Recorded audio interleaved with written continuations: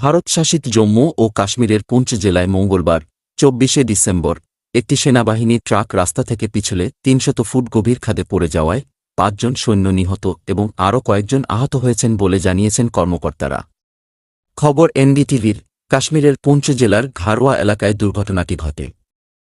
একটি সেনাযান বানি এর দিকে যাওয়ার পথে এই ঘটনা ঘটেছে। সামাজিক মাধ্যম এক্সে দেয়া এক পোস্টে ভারতীয় সেনাবাহিনী ১৬ কর্পস জানিয়েছে, হোয়াইট নাইট কর্পসের সদস্য পুঞ্চ সেক্টরে অপারেশনাল দায়িত্ব পালনের সময় একটি গাড়ি দুর্ঘটনায় ৫ জন সাহসী সৈন্যের মর্মান্তিক মৃত্যুর জন্য গভীর শোক প্রকাশ করছেন।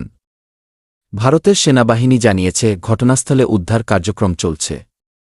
আহত সেনা সদস্যরা চিকিৎসা সেবা পাচ্ছেন।